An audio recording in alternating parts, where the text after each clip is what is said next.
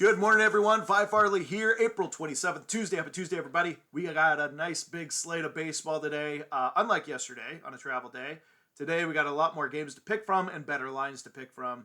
Yesterday, not too confident in my plays. I took the ratings down on them, made two small plays and ended up losing both. Didn't sweat them, but today, much better. In fact, today's best bet, I think this is one of my best plays of the year. Really like the angles on this. I'm going to break the whole game down for you in just 1 second. So stay tuned for that. Coming off a loss yesterday with San Francisco and the Rockies. Still like the principle of that game, taking the Rockies on the road. I like hitting those spots, but yesterday the Giants were just on another level. Giants single-handedly ran away with that. Rockies scored 0. The capping was right there saying the Rockies don't score on the road, and they didn't. They scored nothing. But Giants single-handedly almost doubled the total, so much for that 7.5 under. I'm okay with that. In that, I'm never okay with a loss, but is what it is. Learn from it. I had half the capping right, but it also wasn't a slate in which there was a ton of games to pick from, and had a couple others that really I ended up passing on. So I mentioned them in the video yesterday that I'd be making plays on a couple other games. I ended up just passing because I wasn't comfortable with where the value was, where the lines were at, the way the movement was going. So on to today. Today, much better. All right. So before I get into the best bet of the day and breaking that down, you can find all my picks on patreon.com/PhiFarley. Check that out. Don't forget to subscribe here on YouTube so you can follow my plays each and every day. The daily best bet coming out like it is today. All right.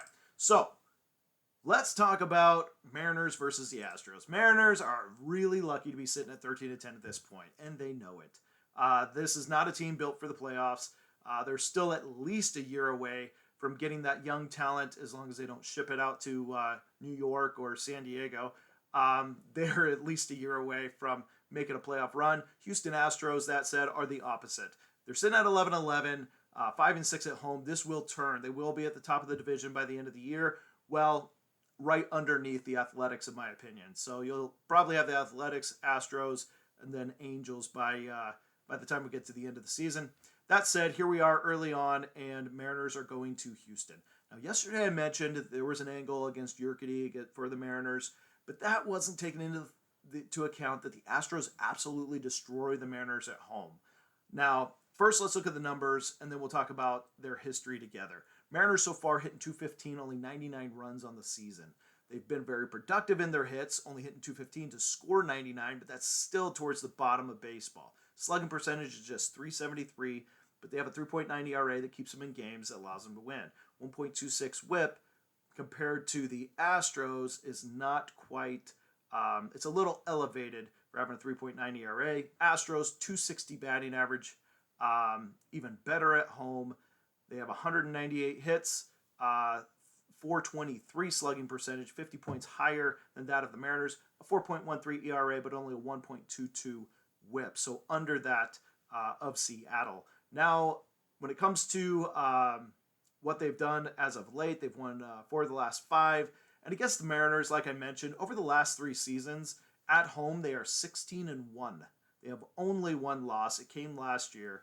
16-1 overall at home. Most of those games covering 2 or more runs. In fact, I had that number last year as I took the Astros several times at home against the Mariners run line, and I believe it covered every single time. I don't want to take that. I don't have that number in front of me, so I'm not going to go down that path, but should have a lot of confidence with the Astros going against the Mariners at home. Now, Marco Gonzalez has been there for the last 5 years with the Mariners, so he has seen this destruction of their team down in Houston in Minute Maid Park, and he is a part of it. They hit .333, the Astros do, against Marco Gonzalez. Lefties, they happen to tear up as well. I'm going to pull up their numbers real quick against lefties because it's higher than that of righties. Let's talk specifically about this lineup. Jose Altuve, 9 of 21, hitting .429 against Gonzalez. The only Astros hitter with a home run, though. That said, they are not shy on RBIs. 18 RBIs and 138 at bats. Pretty elevated there. Alvarez is 4 of 8, hits .500. Brantley, 8 of 18, hits .444. Bregman, 8 of 23, hits .348. Maldonado, 7 of 19, hits .368. As a team, this is a very, very difficult matchup for Marco Gonzalez. He may be the ace of the Mariners, but this has been a puzzle that he has not been able to overcome.